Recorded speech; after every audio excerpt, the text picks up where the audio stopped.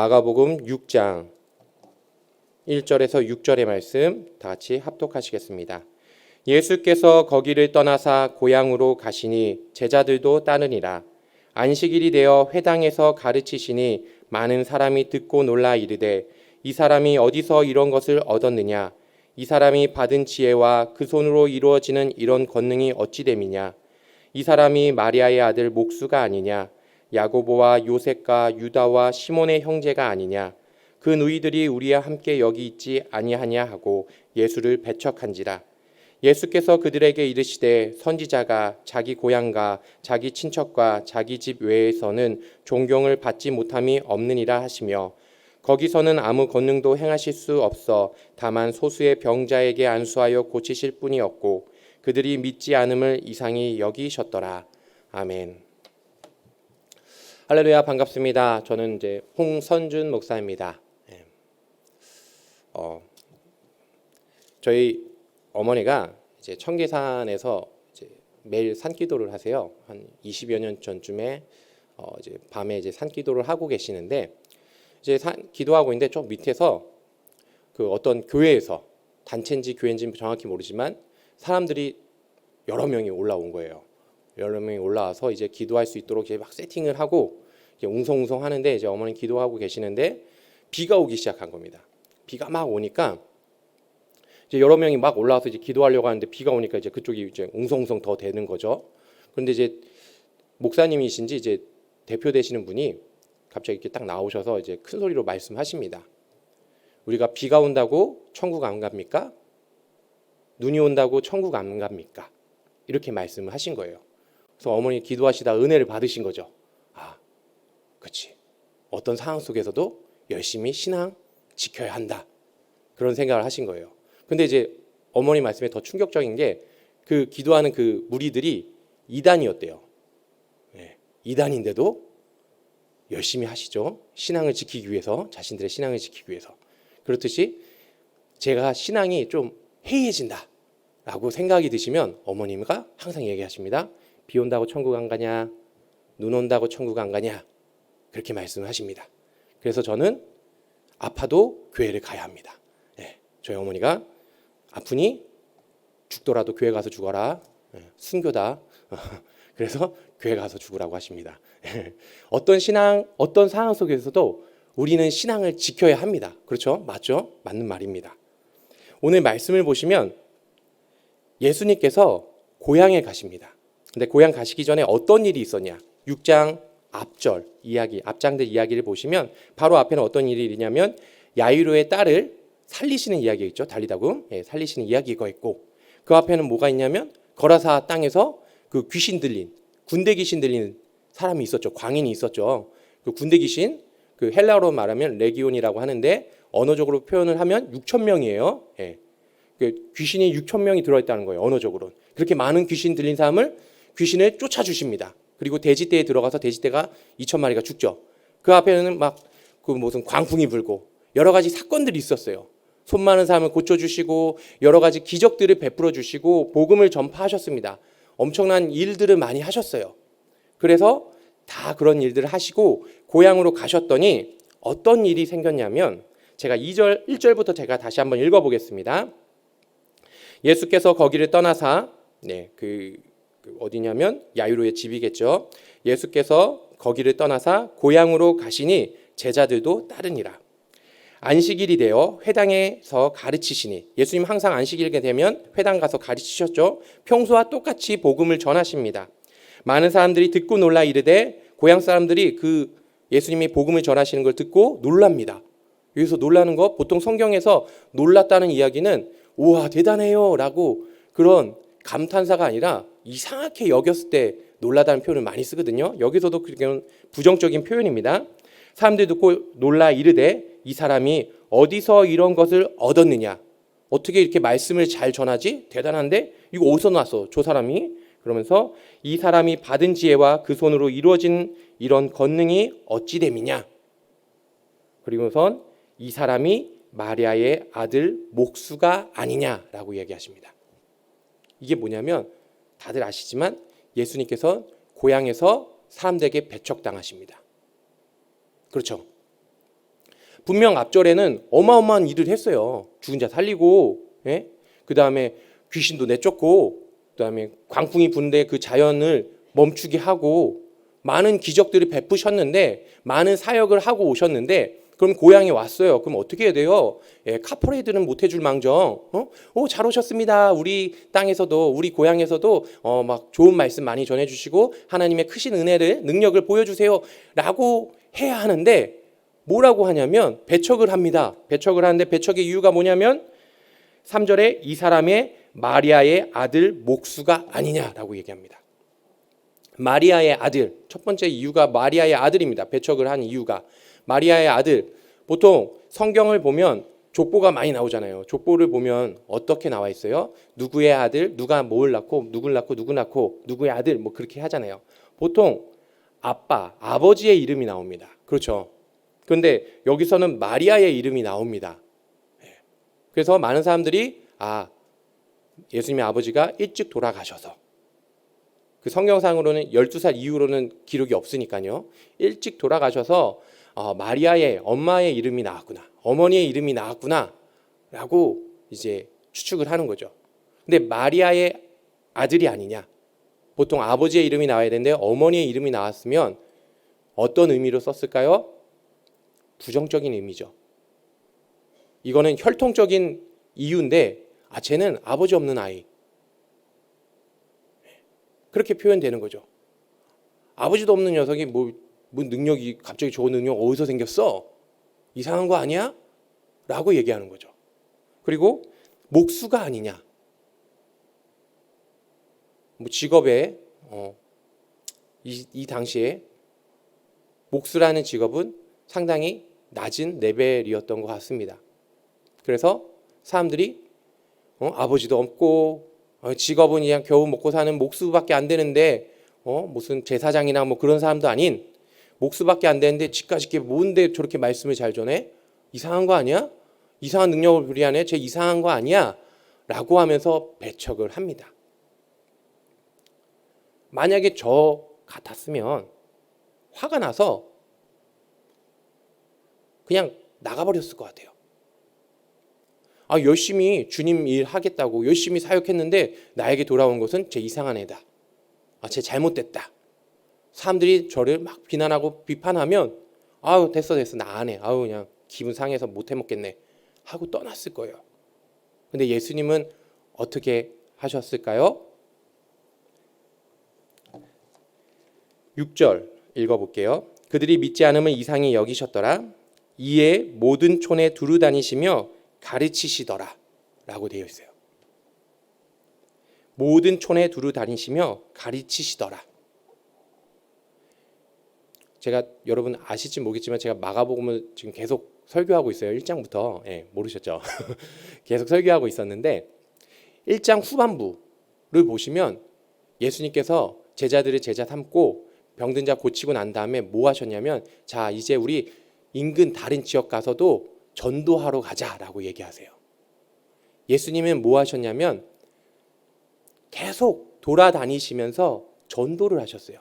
여기서 말하는 전도가 뭐냐면, 제가 전에도 설교했지만 말씀을 전하고 귀신 내쫓고 병자 고치는 예수님이 하셨던 사역들을 전도라고 표현하고 있어요. 마가복음 1장에서는. 즉 뭐냐면 예수님이 이곳 저곳 돌아다니면서 복음 전하고 귀신 쫓고 병자 고쳐줬던 것처럼 예수님이 고향에 돌아왔어요. 또 내가 아는 사람들이잖아요. 그럼 그 사람들이 대단해, 막 이렇게 대단해, 능력 있어, 우리 고향에 뭐 최고야, 뭐 현수 막 걸고 막 그랬어야 되는데 그러지도 않고 쟤 이상한 애다, 저 뭐야, 쟤 목수인데 왜 저래 라고 배척을 당하니까 기분 나빠서 그냥 사역을 내려놓고 떠난 게 아니라 평소와 똑같이 1장에서 보여줬던 모습 그대로 배척을 당했음에도 불구하고 모든 촌에 두루 다니시며 가르치시더라. 상황이 좋지 않습니다. 내 마음이 상하고 기분이 나쁠 수 있어요. 나에게 어려운 일이 닥칠 수 있어요. 그래도 믿음을, 자신에게 주어진 사명을 꿋꿋이 감당하시는 예수님의 모습을 보여주십니다. 우리도 그렇게 살아야 돼요.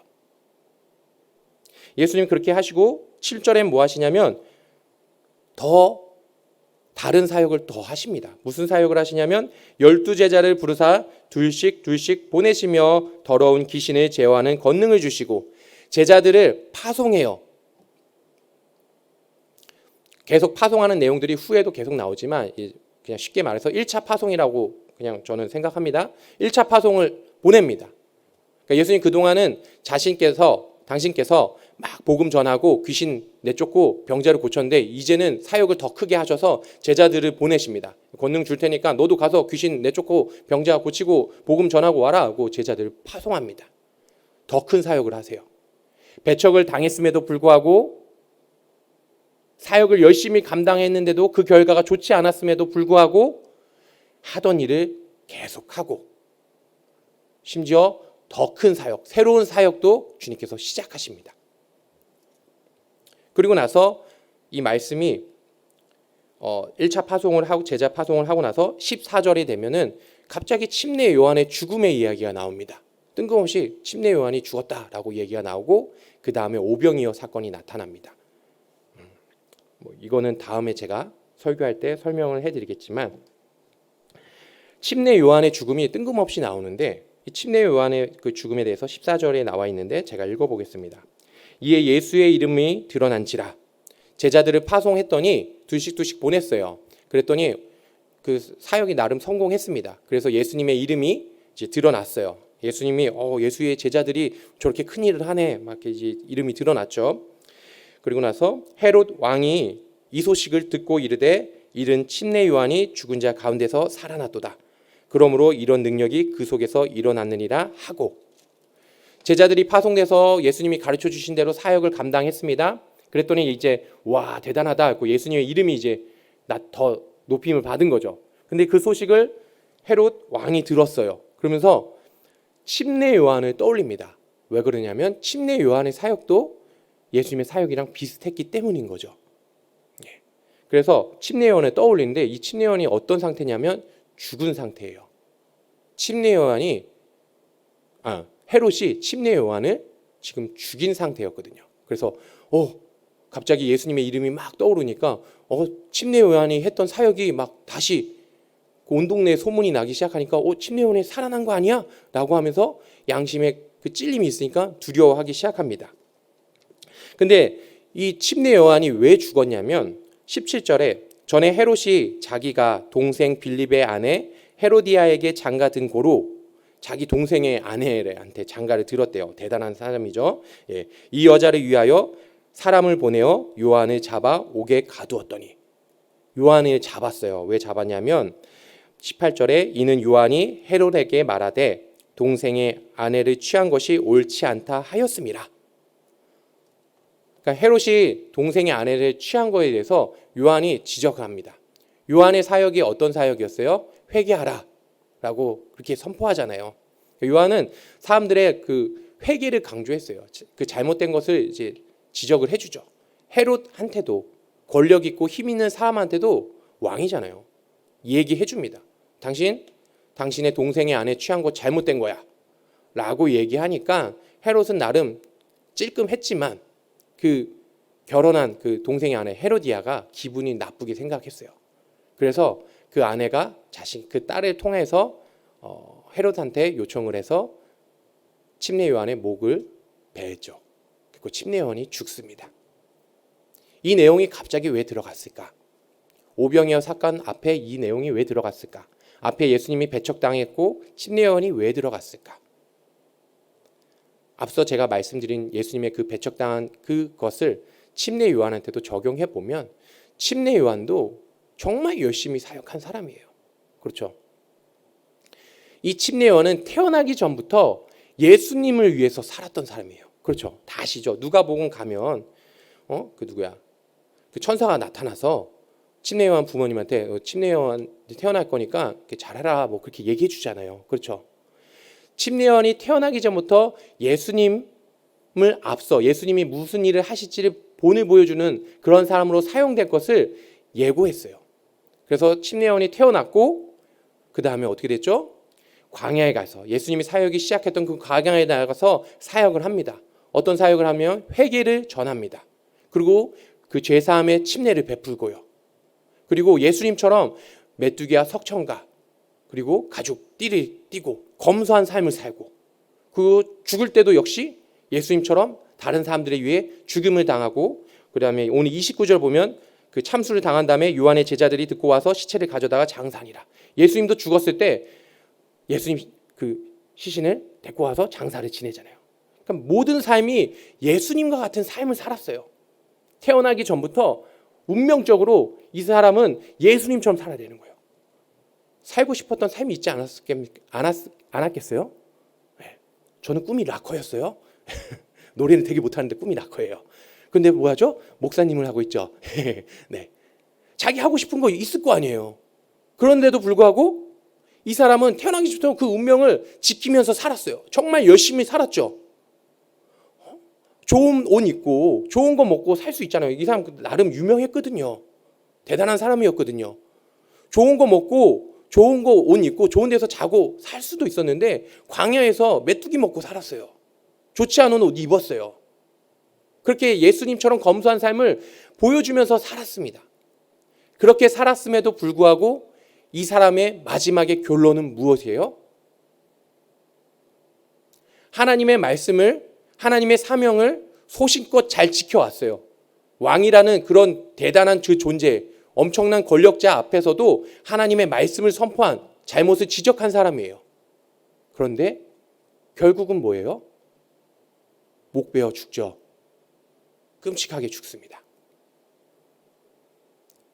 우리가 예수님 믿겠다고, 예수님 닮겠다고, 예수님이 주신 그 직분 감당하겠다고 살아갈 때 어려운 일들이 많이 있습니다. 마음 상할 일들이 많아요. 그럼에도 불구하고 우리는 어떻게 합니까? 예수님 배척 당하셨어요. 그러나 예수님 사역 감당하셨습니다. 흔들리지 않고 감당하셨습니다. 우리도 우리 사역을 감당함에 있어서 많은 어려움들이 있어요. 사람들한테 무시당할 때도 있고요. 사람들한테 지탄당할 때도 있고 내 사역에 위기가 올 때도 있을 겁니다. 그리고 내 삶이 어려움을 당할 때도 있을 겁니다. 그래도 어떻게 해야 됩니까? 꿋꿋이 그 사명을 감당해야 합니다. 지금 이 자리에 앉아 계신 분들, 그리고 온라인으로 접속해서 지금 핸드폰이나 컴퓨터로 이 예배를 드리신 분들 초신자들 아니시잖아요. 그렇죠? 다 신앙의 연수가 많으신 분들이에요. 직분이 있으신 분들일 겁니다. 과거에 주님이 주셨던 은혜를 한번 생각해 보시기 바랍니다. 그 은혜에 감사하면서 우리가 어려운 상황 속에 있더라도 우리의 직분을 감당하시는 저와 여러분 되시길 바랍니다. 분명 예수님께서 7절에 제자들을 파송하실 때 어떻게 하셨냐면 12제자를 부르사 둘씩 보내시며 더러운 귀신을 제어하는 권능을 주시고, 주님께서는 우리에게 사명을 주실 때, 직분을 주실 때 그냥 사람 없으니까 네가 좀 해봐라 그냥 주시는 것이 아니라 우리를 선택해서 부르셔서 이 자리에 세우신 거예요. 근데 그냥 우리 어려움 당하라고 세우신 것이 아니라 권능을 주셨어요. 주님이 능력을 주셨어요. 그렇기 때문에 우리의 힘으로 하려면 힘듭니다. 주님이 주신 능력을 의지하면서, 주님을 의지하면서 우리가 우리의 사명을 감당할 때 침례요한처럼 죽음일지라도 무서워하지 않고 그 사명을 감당할 수 있는 겁니다. 코로나로 인해서 많이 어려움이 있습니다. 목회자든 성도님들이건 신앙생활을 하는 데 있어서 많은 어려움이 있습니다.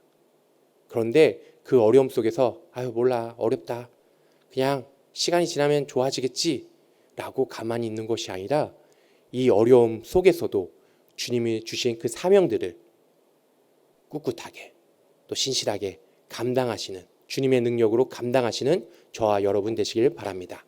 기도하겠습니다. 하나님 아버지 감사합니다. 오늘도 이 자리에 불러주시고 주님의 기도하고 또 주님께 주시는 말씀을 듣게 하여 주심을 감사합니다. 하나님, 이 땅 가운데 주님의 말씀대로 순종하는 것이 많이 어려움이 있지만 하나님 또 오늘도 말씀으로 우리를 깨워주시고 일깨워 주심을 감사합니다. 하나님, 오늘도 주님 안에서 더욱더 힘을 내는 우리들 되게 하여 주셔서 주님 주신 사명 잘 감당하는, 충성되게 감당하는 우리들 될 수 있도록 도와주시옵소서. 우리의 힘으로 할 수 없음을 이 시간 고백하오니 성령님 능력을 주시고 성령님 의지하오니 성령님께서 행하시옵소서. 하나님, 이 시간 또 주님 주신 은혜에 감사하여 주님께 예물 드립니다. 단순히 물질 드리고 끝나는 것이 아니라 우리의 삶과 모든 것을 주님께 드리오니 주님께서 책임져 주시고 주님께서 축복하여 주시옵소서. 주여 감사합니다. 예수님 이름으로 기도드립니다. 아멘.